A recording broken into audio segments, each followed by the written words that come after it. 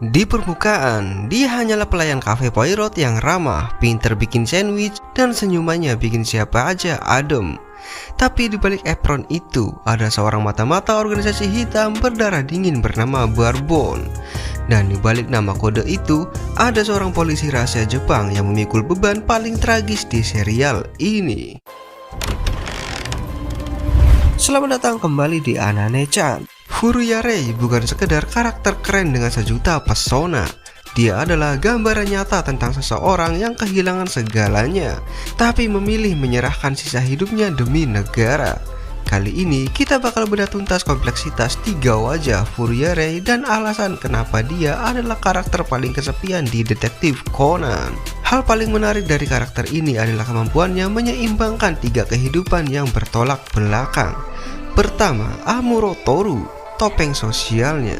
Murid Kogoro Mori yang sopan, ramah, dan disukai gadis-gadis. Ini adalah ruang aman di mana ia bisa beristirahat sejenak dari kekejaman dunianya. Kedua, Barbone, sisi gelap dan manipulatif. Agen organisasi hitam yang sangat ahli mengumpulkan informasi. Di sini dia harus bersikap kejam agar penyamarannya tidak terbongkar. Dan yang ketiga, Furuya Rei, identitas aslinya sebagai agen PSB atau Public Security Bureau, sisi idealis, dingin, dan sangat patriotik. Bayangkan tekanan psikologis yang dia rasakan setiap hari. Satu kesalahan kecil dalam menjaga batas antar identitas ini bisa berujung pada kematian. Tapi apa yang membentuk Furuya Rei menjadi pria yang sedingin dan sekuat sekarang? Jawabannya ada pada trauma masa lalunya.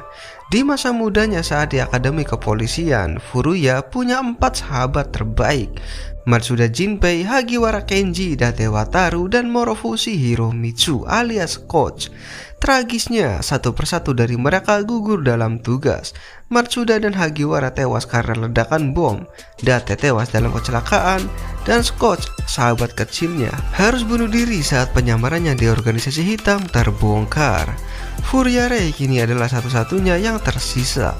Setiap langkah yang dia ambil bukan cuma demi tugas, tapi juga membawa impian dan kenangan dari 4 sahabatnya yang sudah tiada. Dia hidup dalam kesepian yang teramat sangat.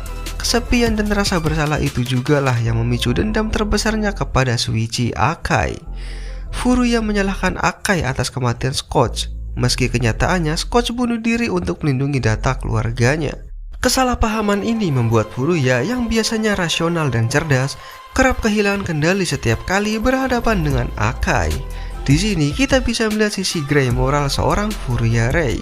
Demi menangkap pelaku atau melindungi Jepang, dia tidak ragu memanfaatkan metode yang agak kotor dan melanggar hukum.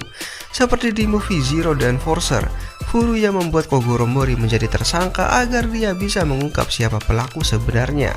Dan di movie One Eye Flashback, Furuya membuat tawaran yang mengintimidasi pelaku agar tidak mengaku dari biro keamanan. Semua itu agar citra kepolisian atau biro keamanan khususnya tidak buruk di mata publik. Bagi Furuya, keadilan bukan tentang mengikuti aturan dengan kaku, tapi tentang hasil akhir. Ada satu kutipan paling ikonik dari Furuya Rei di movie ke-22 saat Conan bertanya apakah dia punya pacar. Jawaban Furuya sederhana tapi bikin merinding. Kekasihku adalah negeri ini. Kalimat ini bukan cuma gombalan atau gaya-gayaan. Ini adalah bentuk dedikasi absolut. Furuya sadar, di dunianya yang penuh kebohongan dan bahaya, dia tidak bisa memberikan cintanya pada seorang wanita atau kehidupan normal. Seluruh hati, jiwa, dan masa depannya sudah dia serahkan sepenuhnya untuk melindungi Jepang. Hubungannya dengan Conan pun unik. Keduanya saling tahu rahasia masing-masing tanpa perlu mengucapkannya secara langsung. Mereka adalah dua otak jenius yang saling menghormati meski bergerak di jalur hukum yang berbeda.